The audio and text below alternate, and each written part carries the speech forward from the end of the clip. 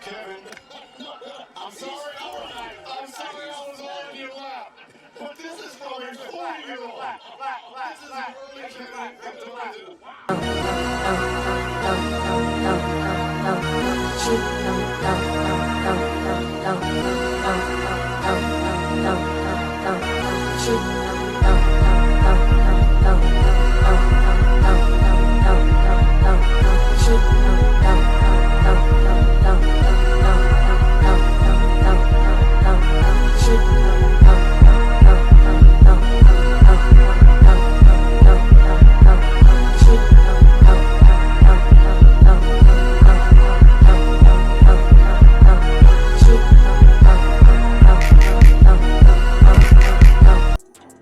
What's going on, YouTube?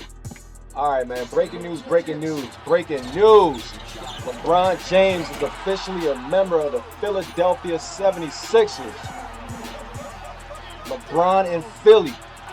Shams Charania, shout out to Shams Charania, broke the news this morning that LeBron will be signing what appears to be a 2-year deal worth $8 million with the Philadelphia 76ers. So now the 76ers now have acquired Jaylen Brown and LeBron James in the same summer. Honestly, I feel like this is the best fit for LeBron. Like from a basketball standpoint, just from an X's and O's, from a personnel standpoint, I think this is the best fit for LeBron. Now, I remember during the speculation phase of this free agency, the top 4 teams, you know, including the Sixers, but you had the Warriors were thrown in there. I kind of knew like LeBron. I don't think LeBron was gonna go to the Warriors just because, you know, everything that he did with the Cavaliers, and especially that you know, the outstanding title run that they had in 2016. You know, coming back down 3-1, you know, which is arguably, and it's a pretty strong argument, the best championship run in NBA history, the 2016 championship. I don't think that LeBron would then, you know, just go and, you know, try to, you know, play with Steph Curry. I mean, they've already played in the Olympics before. You know, LeBron and Steph are great friends. You know, there's no bad blood between them two. But it would kind of, in a way, you know, from a basketball purist standpoint, it would kind of sully the legacy of 2016. So I kind of understood that LeBron wasn't going to go to the Warriors. And then, of course, you have the Miami Heat, was kind of like the name that was another team that was floated out there. You know, everybody thinking, oh, LeBron would probably, you know, love to go back to Miami, play with Bam Adebayo. You know, now they've acquired Giannis. But, you know, again, it's from a legacy standpoint, like LeBron has already, you know, made his mark in Miami. The 4 years with Dwayne Wade and Chris Bosh and those guys, the 2 championships, you know, of course they even repeated. You know, I think LeBron's legacy in Miami is kind of already set. You know, that was like kind of like the college years, so to speak, for him. You know, he went to Miami, really solidified his career. You know, became a champion. Obviously, learned to play the right way. You know, with those guys at a high level. So yeah, I didn't really, and then at this age, he's 41 years old. You know, and that team, yes, they have 2 superstars, and I do consider Bam Adebayo to be a superstar, especially in you know, in the playoffs. You know, look at that playoff run that he had with Jimmy Butler. You know, when they went up against the Nuggets, you know, nobody expected that team, you know, to go that far, and especially, you know, obviously give credit to their coach, Eric Spoelstra. But, you know, LeBron at this age, you know, and then the way the team is presently constructed, I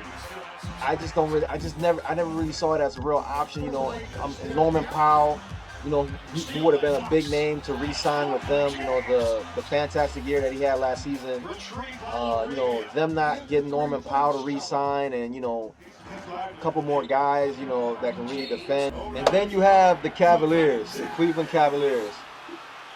I believe that perhaps the Cavs were maybe his second team. If you're being as far as when he was weighing his options, if you're being realistic. But LeBron's legacy in Cleveland, like I said, with Miami, similar to Miami, and I would say even greater in Cleveland to a greater extent because in Miami, Dwayne Wade had already won a championship prior to LeBron getting there. So, but Cleveland had, they were a winless franchise, for however many years. I believe it was like a 50-year plus drought. So when LeBron and Kyrie and Kevin Love and Richard Jefferson, Channing Frye, Shumpert, J.R. Smith, those guys, the unprecedented, 3-1 deficit in which they overcame and to win that 2016 championship. I just didn't really see LeBron going to Cleveland. Like I said, his legacy is already set, and the way that team is presently constructed, you got James Harden on the team. He's kind of like a ball dominant player. He's like a point guard in his own right. A big 6'5" point guard. LeBron's essentially like a 6'9" point guard.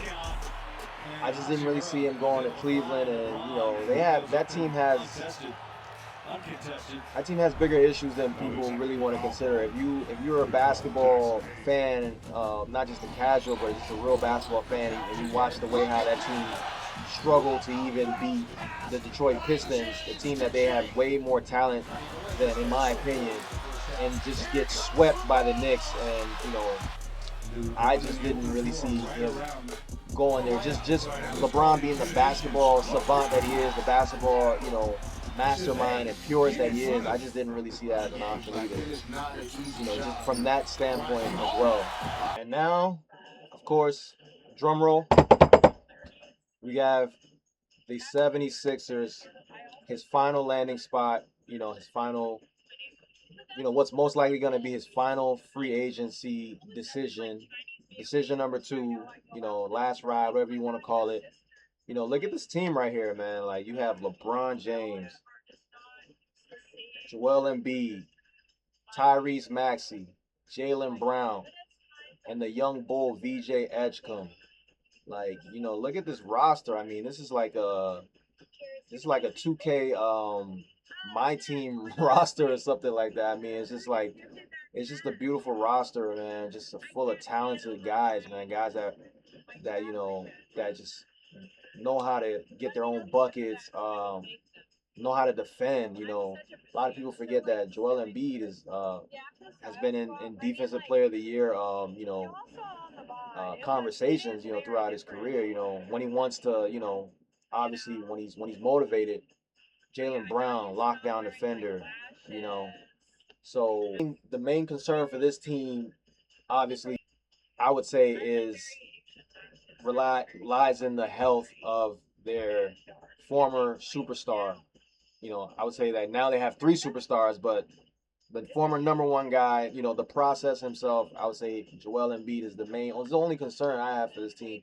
LeBron's not going to play every game during the regular season, but we expect him and we trust that he's going to be there during the playoffs, as he did last year with the Lakers. When Austin Reeves and Luka wasn't there, LeBron was there. As just the ultimate professional, the Iron Man that he's been throughout his career. But is Embiid gonna buy in? That's the main thing here. Jaylen Brown has shown us that he's a proven Finals MVP. He's shown us what he's able to do in the highest moments against elite competition. To win championships. And I just feel like Maxey is hungry. Edgecombe is just in the most respectful way possible. He's a dog. He's that young man is ready to go. So man, the sky's the limit for this team, honestly. Now, however, this brings me to my next point.